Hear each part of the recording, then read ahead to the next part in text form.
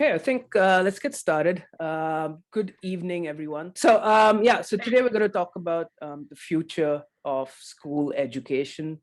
That's something that is sort of not talked about as much.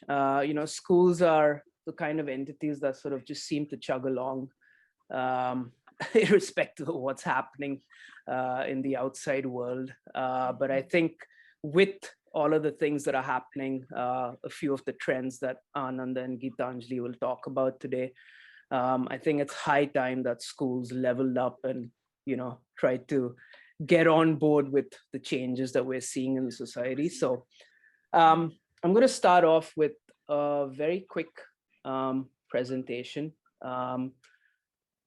I promise I will not bore you. I will try not to. It's super quick. And if one of you could show me a thumbs up, if you can see my screen, excellent. All right, so let's go. So I have with me Anand, Lakshmanan, and Geetanjali Shrivastava. If I could quickly hand it over to Anand first to introduce yourself, please. Let me unmute myself. Ryan, can you hear me? Yeah. Great. Hello, everyone. Thanks a lot for joining this.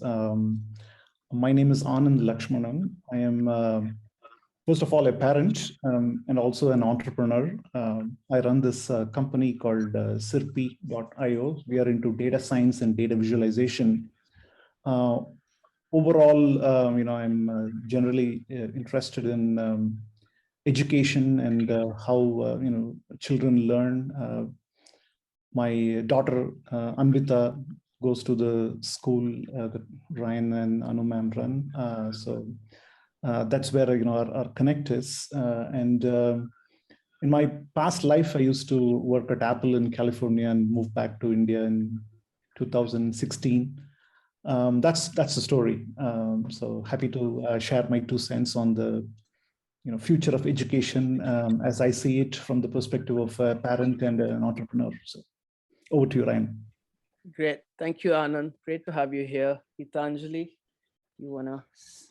Yeah, sure. So, well, I usually begin by saying that I'm an educator, but I'm joining in today as a co-founder of Adaptive and as a platform that's working in the field of, in fact, the future of work and future of education.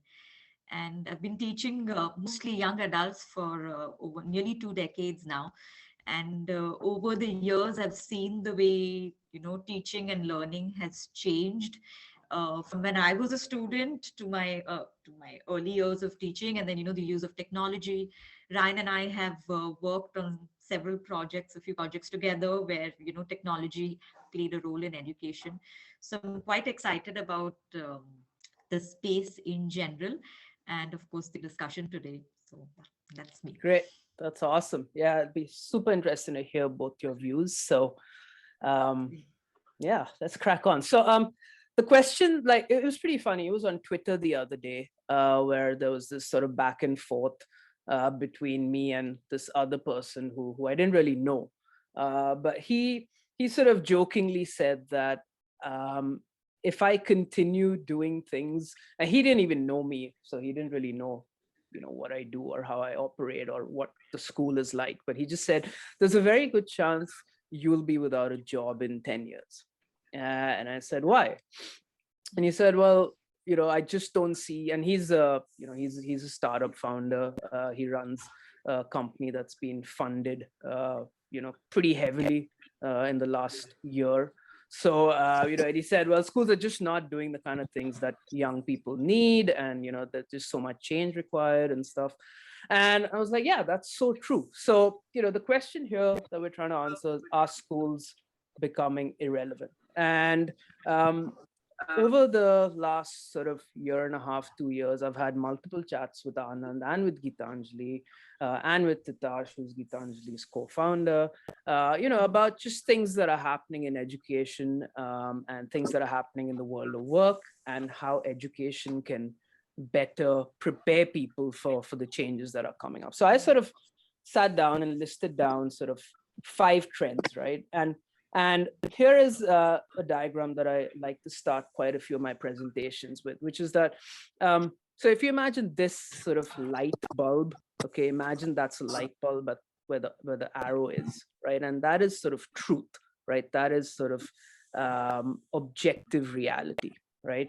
But we don't often see that, right? What we see is something through a filter, right? We've all got our assumptions and our beliefs about how the world should work, about our place in the world, how things function. And that's the lens through which we view the world, right? And then finally, what you end up seeing is that sort of spotlight, right? That is actually our perception, right? But as you can see, that's sort of pretty far off from the truth, right? And part of these sort of Zoom events that I have been having for the last 2 months is sort of just to try and uncover where my perceptions are way far off from reality. And hopefully, it helps other people see where they're seeing things differently or can see things better. So the first trend that I think is becoming really evident now is that skills are just so much more important than credentials, right? You rarely see big companies recruiting by saying we need a degree from X college, or we need you to have a certain degree. I think those days are very quickly going to be behind us, and this is something that schools really need to take on board as inspiration, because I think it's about time we stopped focusing on grades and marks, because in the grand scheme of things, that is really not of that much use to people in the real world. The second trend is just the unbundling of higher education. And this is basically where, earlier you only had one route to getting educated at the university level. And that was to go to university, right? You do your bachelor's, you do your master's, and so on. But now you've got so many options, right? You can get onto MOOC platforms, edX, Coursera. You have indie educators. Anand is an indie educator himself. Geetanjali is an indie educator herself. They run courses, right? They're not affiliated to universities, but they've got a set of expertise, and they teach those skills to whoever wants to learn, right? So you've got this massive trend where people are actually sort of exploring these options. Yet it's still not an alternative to university. Very few people go down the path of saying, well, I'm just going to sort of structure my own education. People still do university and then they do all of this. But I am very much of the opinion that with technologies like Web3 and all of that, I just think that it's inevitable that indie education becomes a very, very big factor in education. I think there's a noise coming from somewhere. Yeah, maybe Ryan, it's a good idea to request or mute. Yeah, if everyone could go on mute, please. I'm just gonna have to just stop.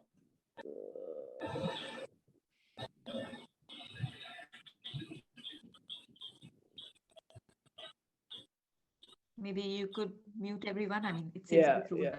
That's probably. I'm just gonna mute everyone for the time being. Okay, I think that did it.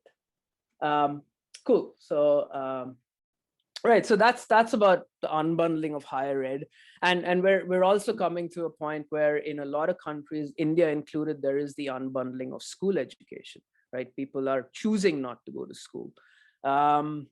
And the third trend is the avenues to learn, right? And this is sort of related to the first point, but we've got edtech platforms, we've got tuition centers, we've got schools, we've got YouTube, we've got Khan Academy. I mean, there's just so much out there. So, 20 years ago, it was sort of, or up to 20 years ago, the focus was on content, right? You had to have really good content, and that was what marked you out as a really good educator.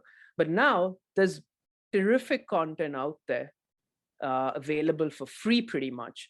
So the job of an educator almost becomes the act of curation. You've got to curate content so that it actually makes sense for the learners in terms of the journey that they're on. And this is something that, again, is a big focus of a lot of big edtech companies. They're not actually creating their own content anymore. They're just sort of filtering it down based on what you want to learn. And I think, schools need to start doing that as well, because that's just, you want to make use of all this amazing stuff that's out there.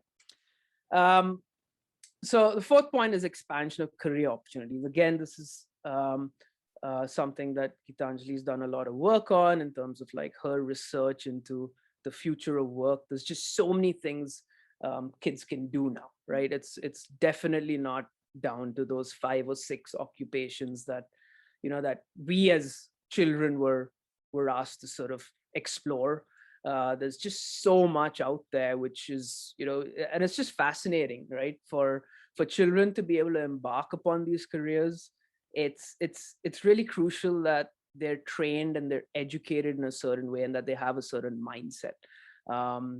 And finally, what is pretty meta, but obviously happening a lot ever since the pandemic, especially, is the increasing pace of change, right? There just seems to be so much happening. It's hard to keep up, a lot of uncertainty. You can't sort of just stick to what you know because it worked, 5 years ago, because it might not work now. And just that whole sort of act of, reskilling yourself, making sure that you know what you need to learn in order to do what you want to do. It's again comes down to, what is the most important skill? And that's probably just having that mindset of, of learning how to learn and being able to reinvent yourself as often as you can. So that's what I have. And with that, I think I would like to throw it open to Anand and to Geetanjali. And to get us started, I want to put a question out to both of them, which is, in the year 2021, with all of the stuff that's going on around us, what do you both think is the ideal way to educate a child? I'll let Geetanjali take a shot first, and I'll jump in. Sure. That's a really loaded question, Ryan. The ideal way, I guess, to educate. I mean, first thing that comes to my mind is to find a way to engage with the child. I think we really need to snap out of the traditional pedagogical methods that have been followed all this while. Be much more open to, innovations in the classroom, because the classroom as we knew it doesn't exist anymore. So I think it's really about embracing, like you said, embracing the change, bringing in technology, bringing in new experiences, making it much more immersive for children so that they get a feel of what's happening in this world, which is increasingly unreal in a way. Yeah, interesting. Right. I'd like to think of it from the perspective of a parent first, right, and then I'll come to the viewpoint of an entrepreneur. As a parent, when I see my daughter, who's going to be 9 shortly, the way she learns, or the way she gets interested in solving a problem, or thinking of whether or not she is interested to learn. I think the most important thing that comes to my mind is are the schools connecting with the child in the first place? It's not quite the content, because knowledge used to be power, but knowledge is no longer power.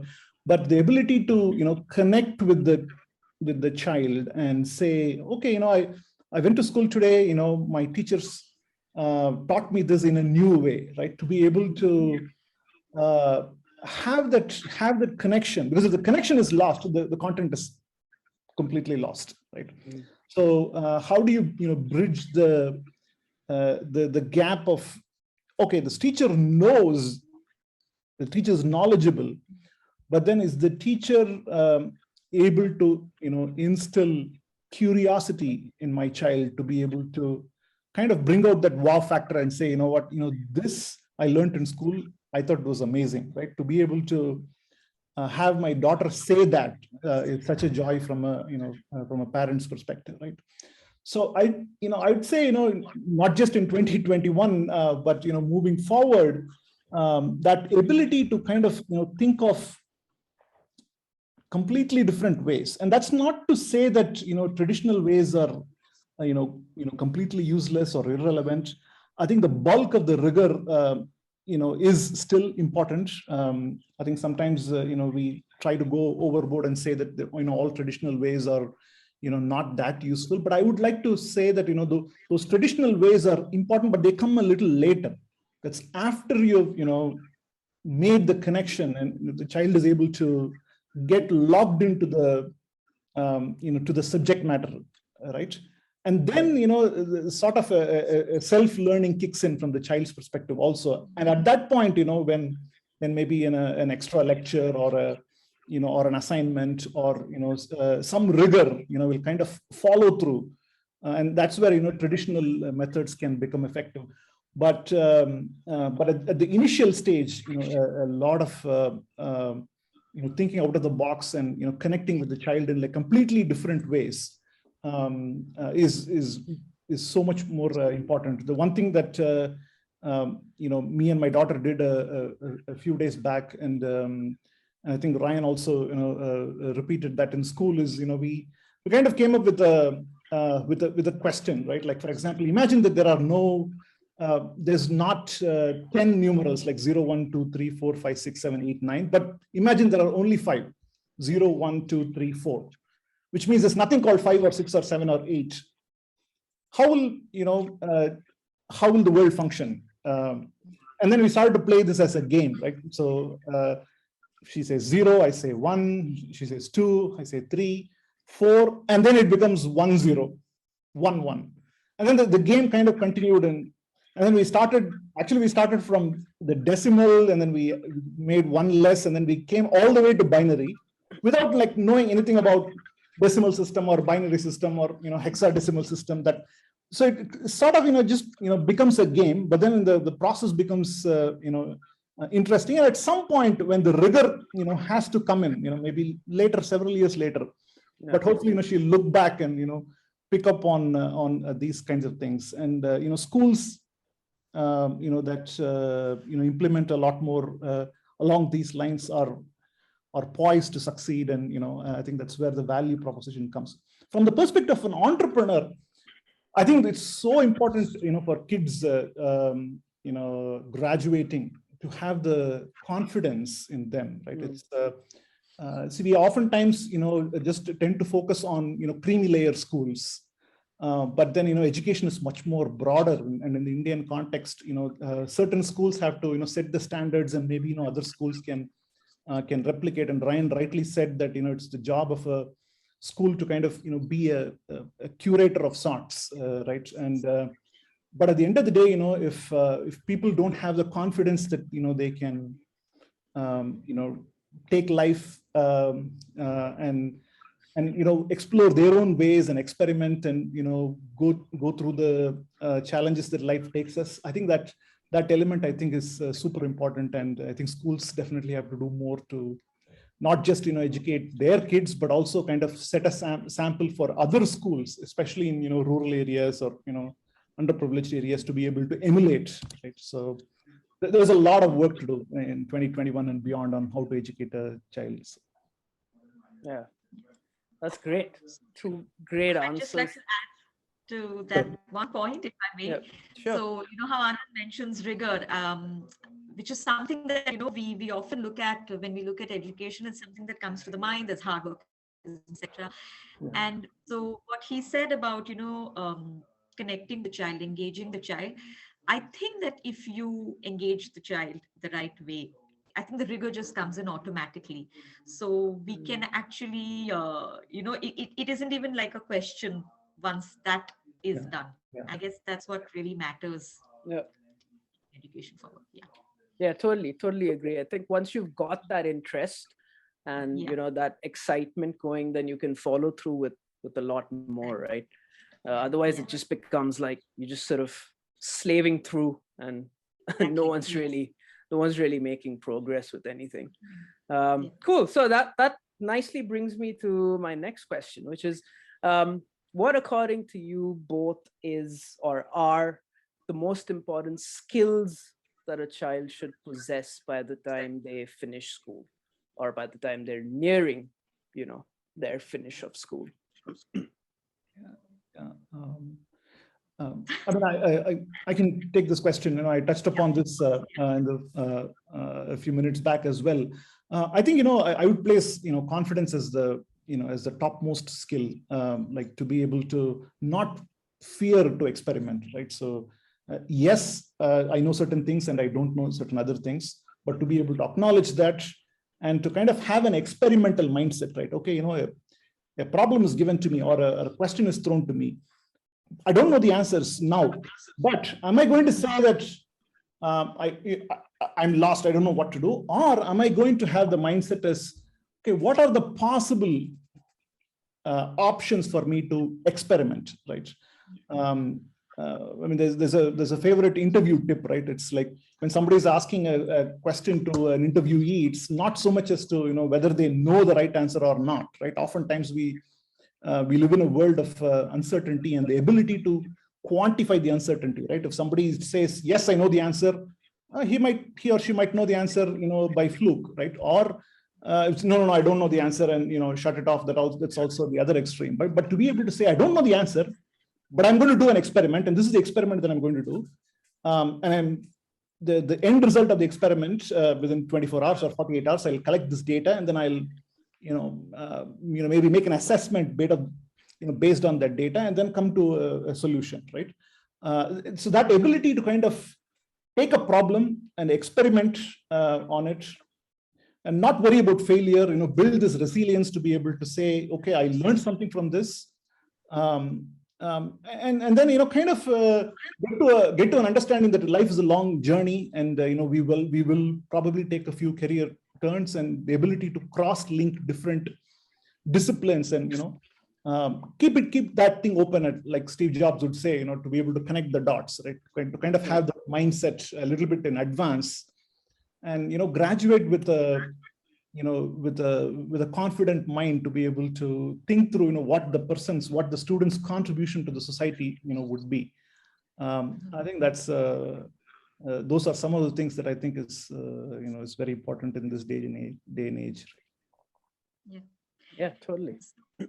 So to me, that confidence would come from what I've done a lot of research in this, and what is known as learning agility. So if you look at the research that's being done across the world in companies as well as in education, you see that the people who have this confidence, who are able to go forward, really are those who can learn from experience, apply their learning to new situations, and come up with solutions, adapt, and that comes from this basic ability to continuously adapt and to learn new things.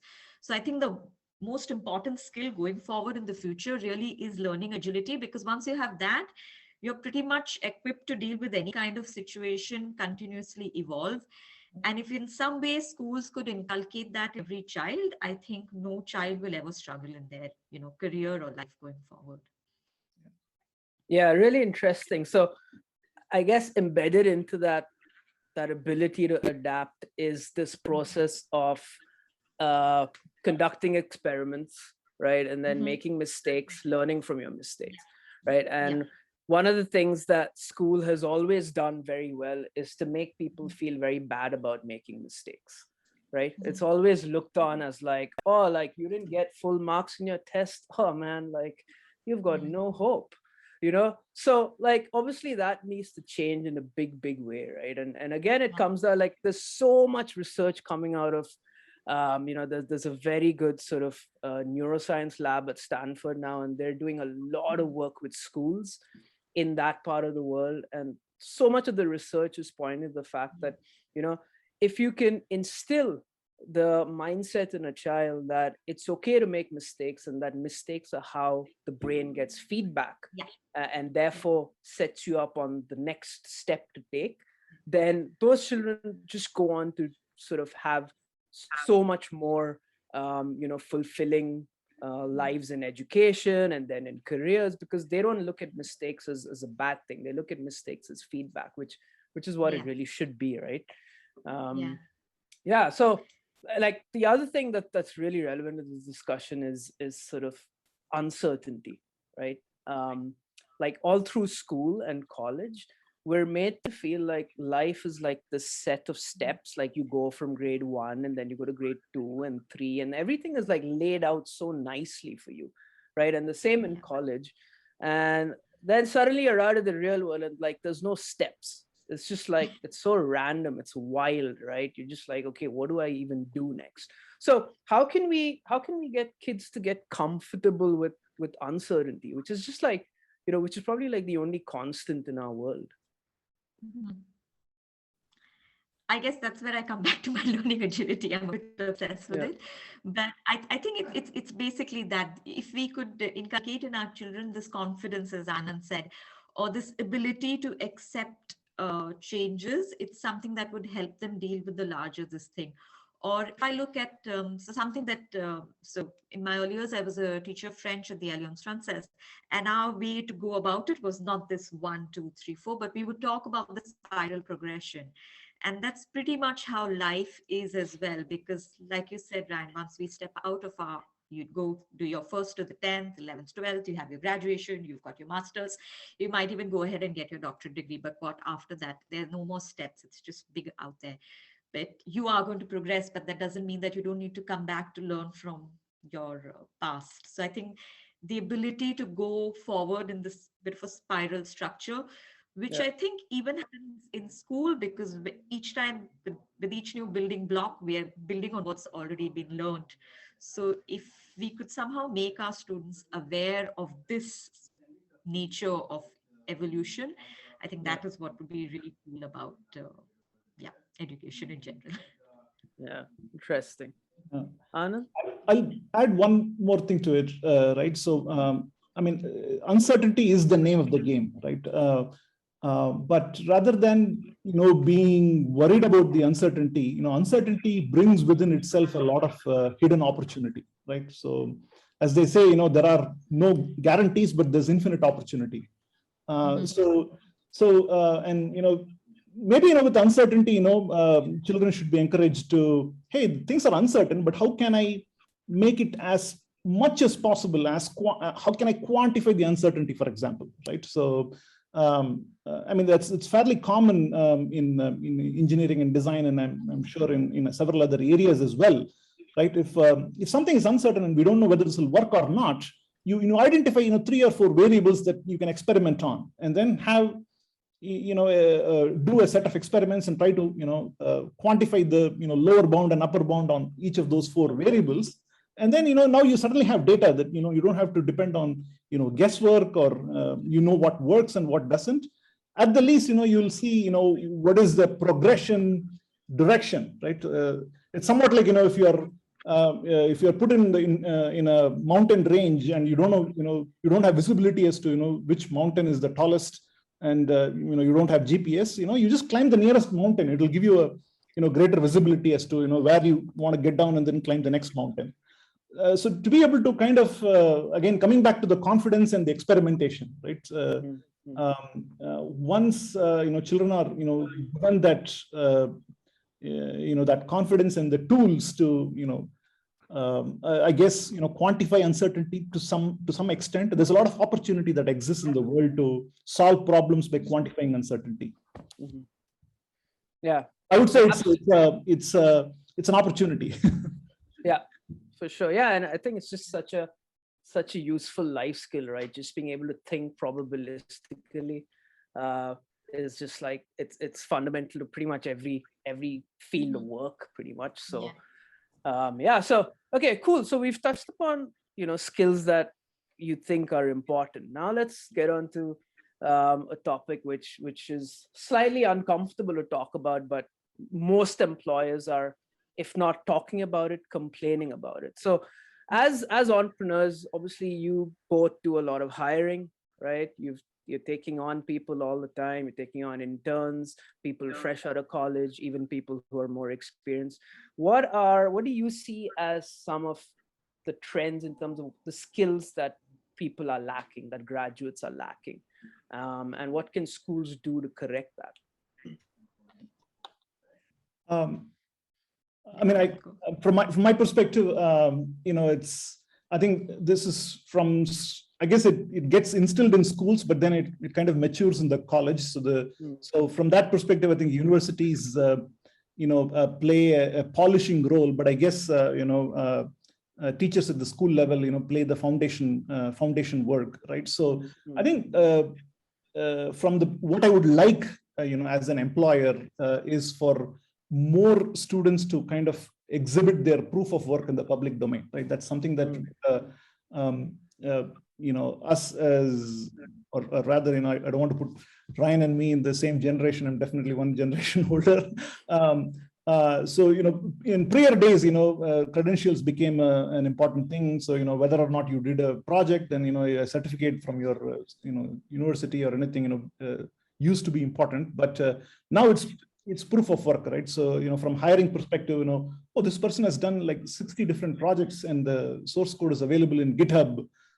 It's a natural positive when it comes to, taking the next step in the interview, right? And in the interviewing, to be able to show curiosity and, going back to what Geetanjali mentioned, learning agility. So to be able, so the way we assess is, whether this person is teachable, he or she interested in multiple areas, because the future is uncertain, work is uncertain.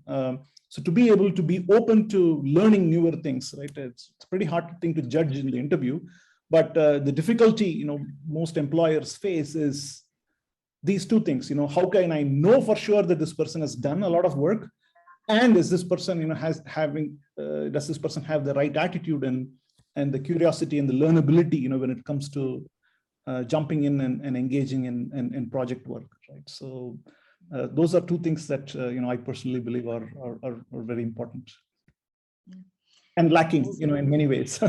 Once in a while we get some gems, right? Those are fantastic people,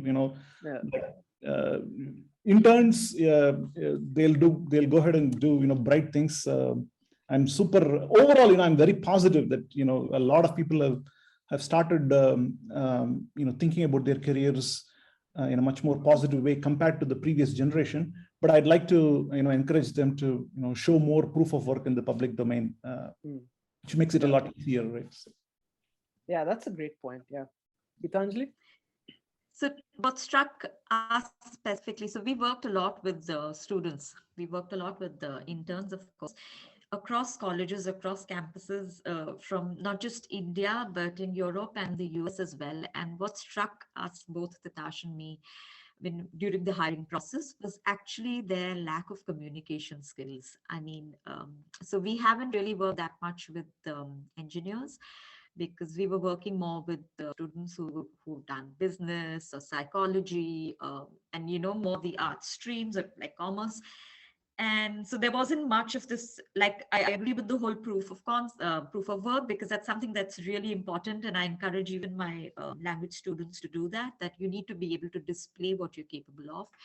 So here we are talking to people, and right at the beginning stage, we discovered that it's the most basic communication skills that seem to be lacking. And I think that's what leads to the fact that in an interview, or while talking about their work, or even later convincing the colleagues that, maybe this solution will work and that won't, and why, they just aren't able to put it across. And it's hit us over and over again. I used to think it was a problem that was specific to India, because I felt that our education system, doesn't really equip students with the confidence to go out and speak in public, or, just basically take a stance. Like, we're so used to saying yes or rote memorizing. I blame the school system a lot.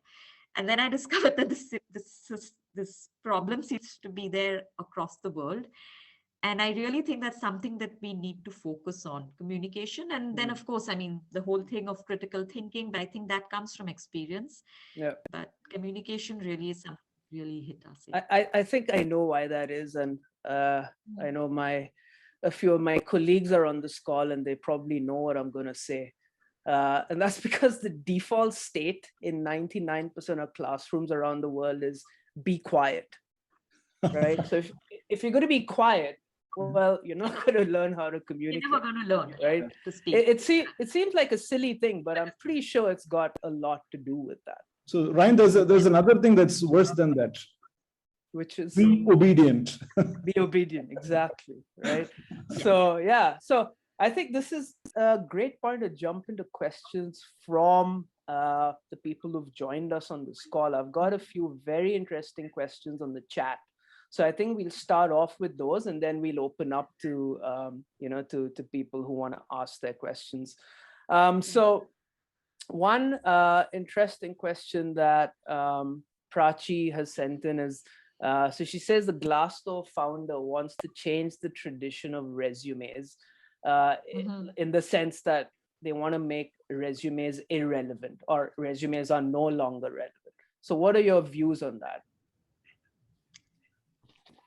I think that's, I'm sure there's the pros and cons to that, but since we were just talking about hiring, we're a startup, we're a really tiny startup. So almost every hire that we've had, I don't think we've seen the people's resumes till, the last stage, or sometimes after we've hired them. In fact, I remember the other day we were doing some paperwork, and Tash said, I don't think I have this person's resume at all. And I said, no, but surely at some point. And he said, no, so this is somebody whose work I've seen. So this is an engineer whose work he had seen on other projects he'd done on GitHub, etc. And he said, the CV is just like a piece of paper. So it really doesn't matter.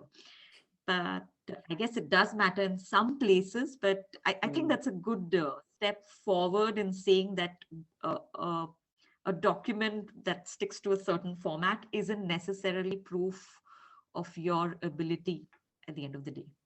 But yeah, I'll add one more thing. It's probably necessary, but not sufficient. But even from the necessity point of view, right? How believable is it is a question mark, right? So I'm sure technology will solve these kinds of problems in future. Like for example, if somebody puts out a resume, maybe that's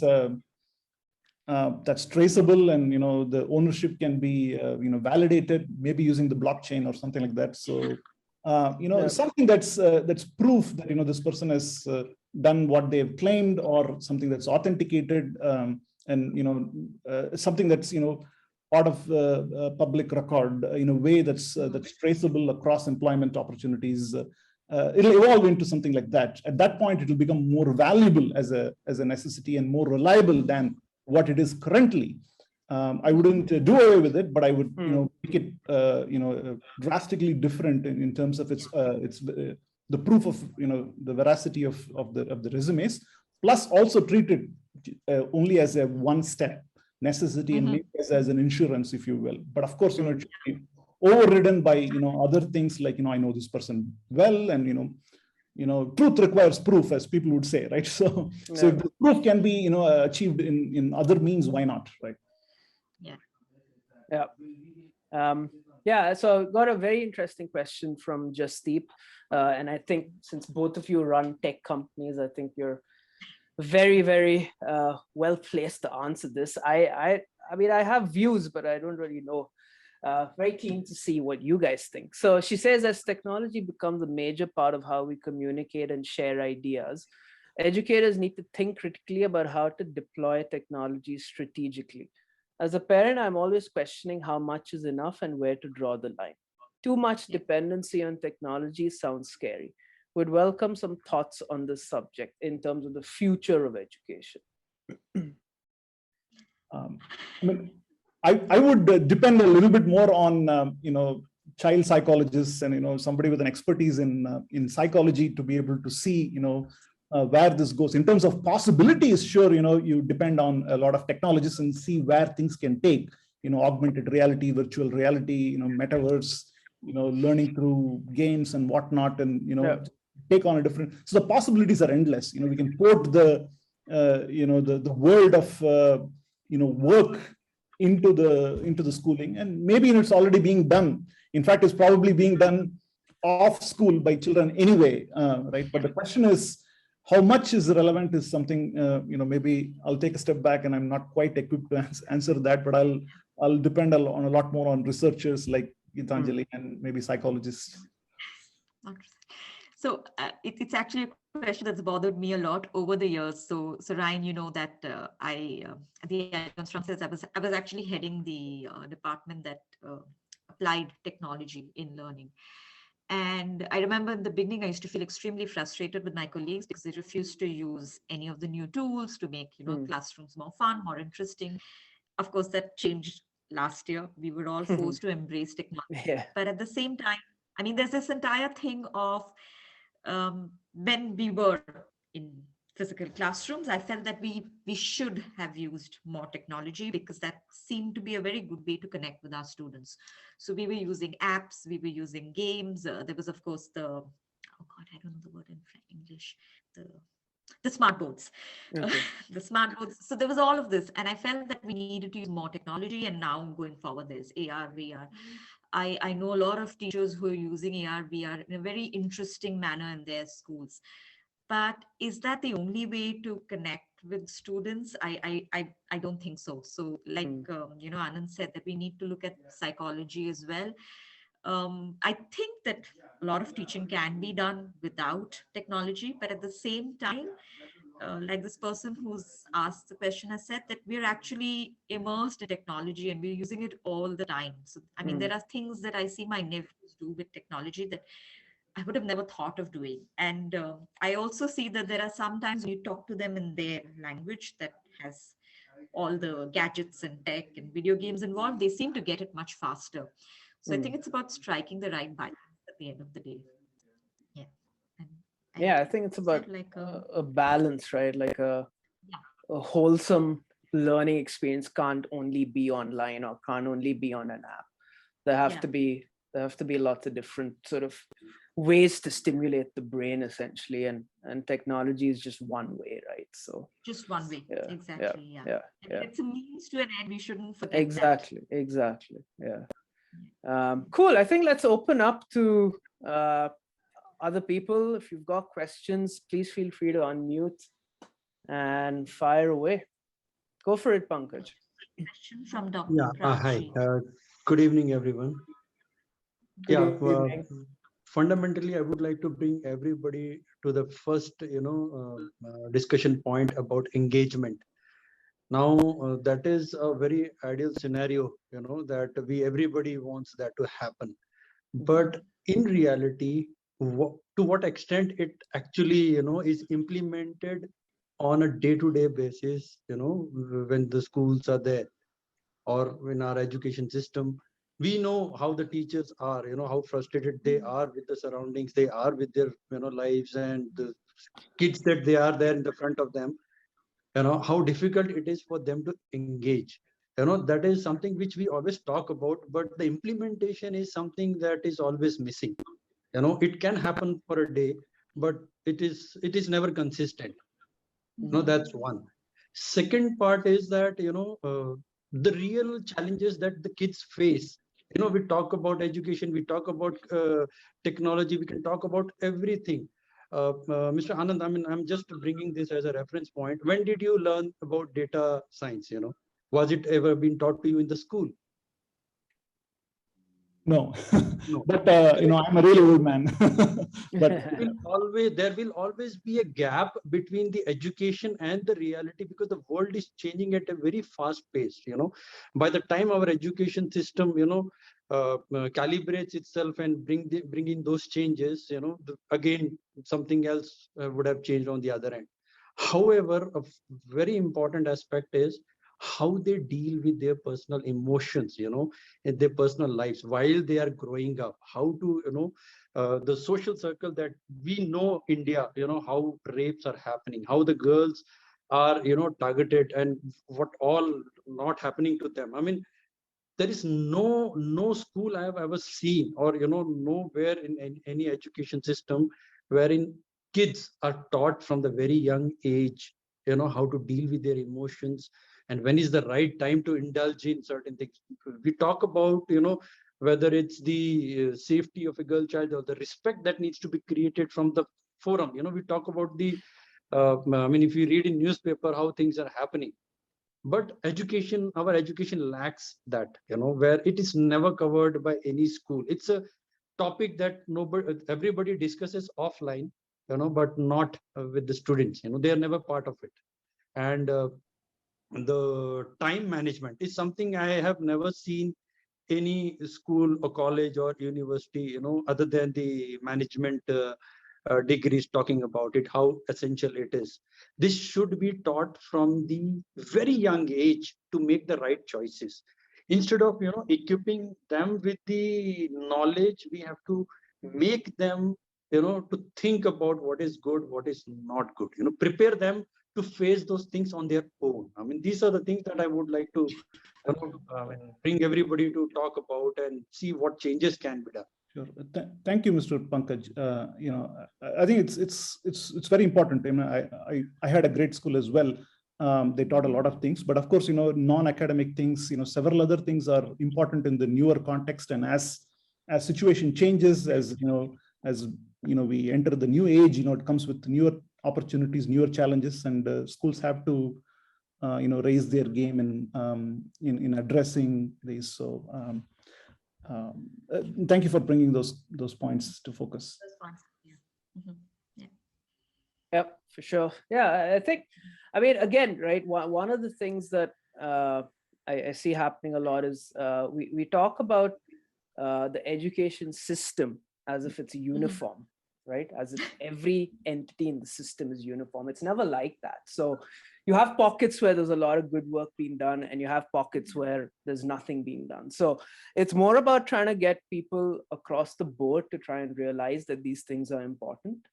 And one of the things that, I've seen now, things like everyone knows that the NEP has listed out, 100 things. And it comes back to your point, Mr. Pankaj, right? It's like everyone's talking about it. Who's actually doing it, right? So the government can come up with any number of policies. I mean, they've been doing NEPs since 1947 or 8, I think, right? So it's like, yeah, it's basically implementation where the difference is made. And the implementation in pockets is great. And in other parts of the city, country, state, where they don't even care about it. So it really depends on, being able to choose carefully and seeing what people are up to and what they value. Yeah. So has a lot of parallels in law and order implementation, right? Exactly. Drugs is sorry, I interrupted you. Drugs is another challenge in all educational institute, be it school, college, everywhere it has, invaded into every, it's so deeply rooted that, you go to Punjab, you go to, any state you go, it's a problem which has, very strongly, gone into the system. We need to work on this. I mean, where teachers need to educate, from very beginning. Yeah, definitely. It's never talked about, it's never talked about that it's good, bad, and how people will, fall prey to it. I mean, there are examples. I'll just give you a small example here. I come from a defense background, and we were taught how we will be honey trapped. We were taught about it, that how things are, how a soldier will be trapped. So we were given examples how the free food will be offered, how friendship gestures will be made, and then, gradual these things. These things they have taught us, but schools never do that. We'll say, okay, don't do that. But how they will fall prey to it is something that, nobody talks about. So those are the things that needs to be focused, while they're growing up. And by then, I think once they've sorted out their personal affairs, then it's very easy for them to focus on the, matter at hand, and then equip themselves with the knowledge and skills and technology. Right. Absolutely. I think there's a list of life skills. Exactly. And schools definitely have to focus on this. I think Santosh also has a question. Yeah. Santosh, you want to go?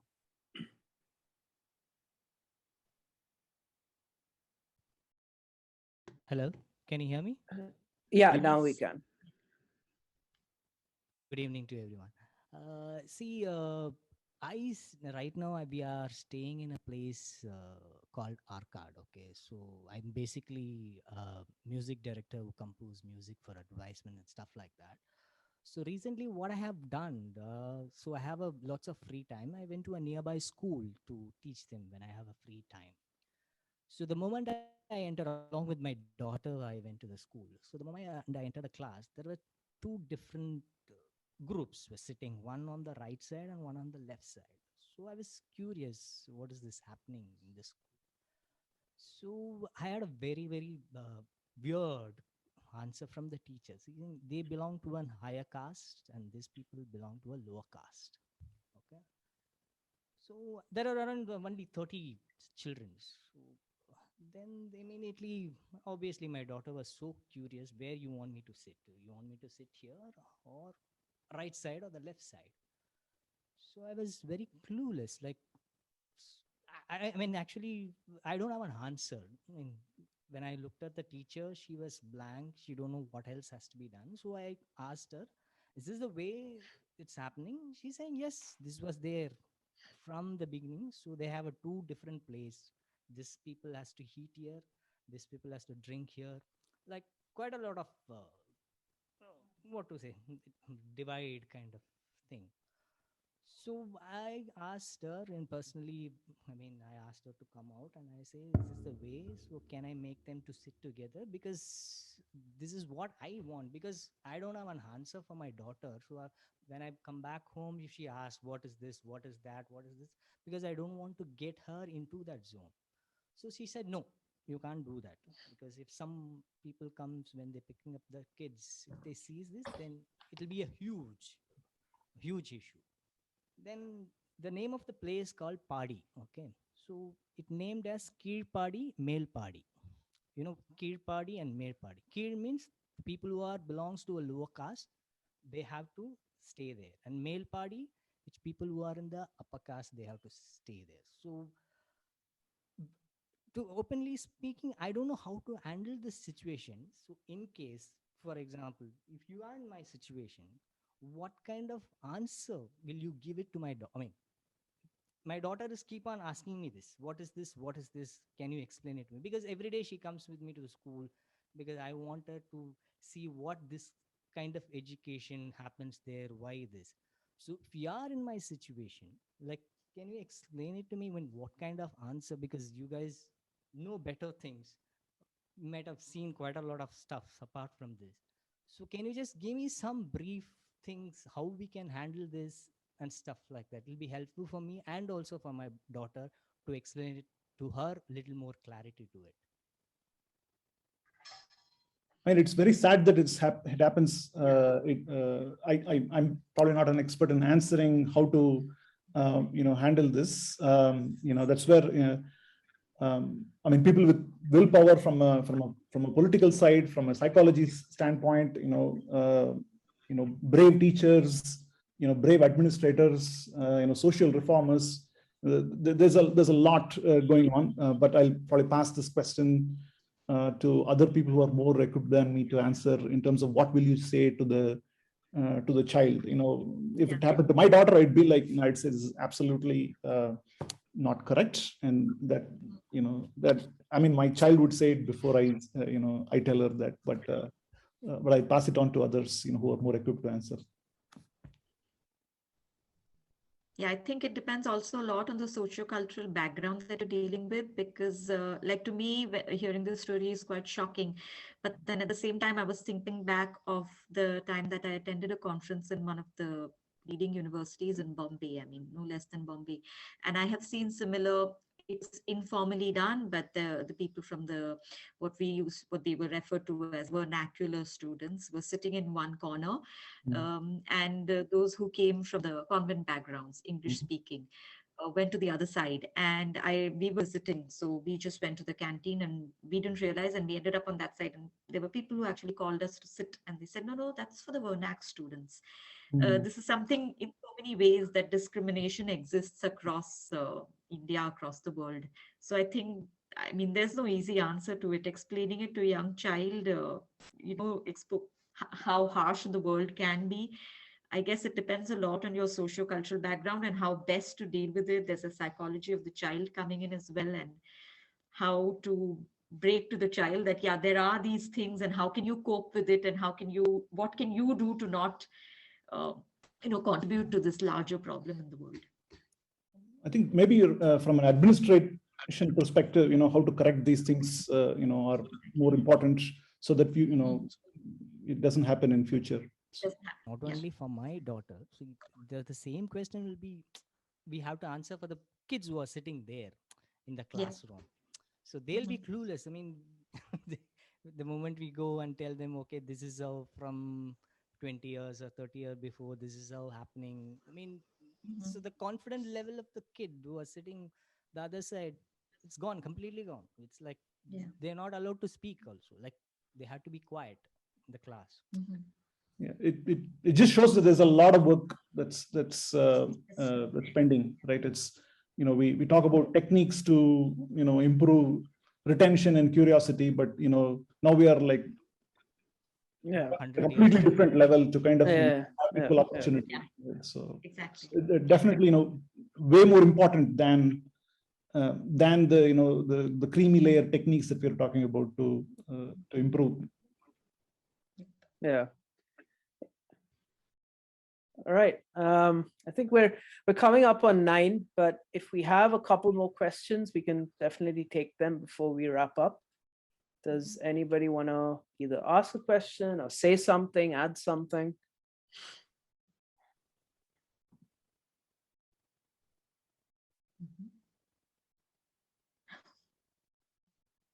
All right, so I guess we'll wrap up with one last question, which is actually on the chat, right? And it's Anusha's question, and she says, schools often encourage uniformity to make their operation easier.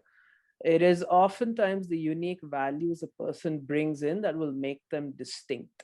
So how can schools encourage this aspect and help students establish their own identity? Yeah, that's a great question and something that happens all the time, right? Yeah. Oh my God. I guess that's where breaking away from the, I shouldn't really say breaking away, but bringing in more project-based work where students can, step up and do their own thing. And it's not just about following a pattern that's been set, that is successful, no doubt, but that doesn't allow you to bring in your personality. So I think that is something that would really help students. I mean, I'm thinking of my own school. We had a lot of project-based work, and a lot of our evaluation happened that way. And I know that at the end of the year, when we went through all the projects, each one was very unique, and we were judged across for our innovation, our creativity, of course, applying the principles that we had learned. So I think that is something that could help, schools encourage the individuality of students. But I mean, Ryan would be the best person to answer this question. Since he works with, yes. Yeah, the question is Ryan. I think, I mean, so what schools actually have to do is actually to do nothing. So what usually happens, so, it's pretty interesting. Like very recently, I've been going down this route of like, whenever I come across an interesting thought or an interesting sort of way of doing things on Twitter or like anywhere else. So I've been trying to like apply this sort of mental model of, well, okay, like if this person or if these people did nothing, what would happen? What would the, like if they stop doing what they're talking about, right? Whatever they're preaching or saying that you should do or you should follow. So this is kind of one of those things, right? So very often I think schools want their children to be a certain way, right? And this is messaging that can be quite direct at times, and at other times it can be quite subliminal, right? And I'll give you an example, right? If a school stresses that in lots of different ways, it could be very, very subtle messaging, it could be very, very in your face messaging, that the people we really value are the ones who get the highest marks. The students we really value are the ones that get to the best colleges. Everyone else, well, it's great you're a musician. It's great you're a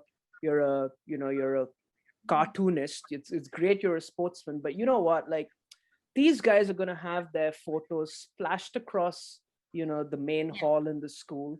They're the ones that we're going to put out when we put out ads in the paper.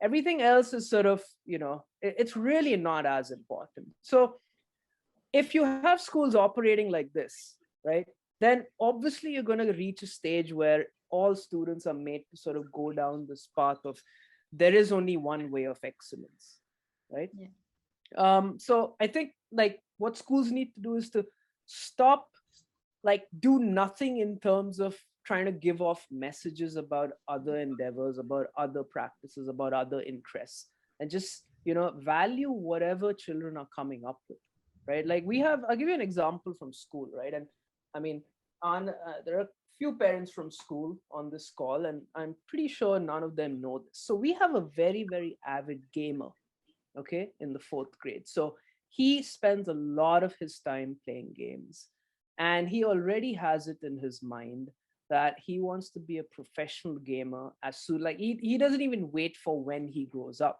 That's not when he wants to become a professional gamer. He wants to do it like next year, or like when he's 11 or when he's 12, right?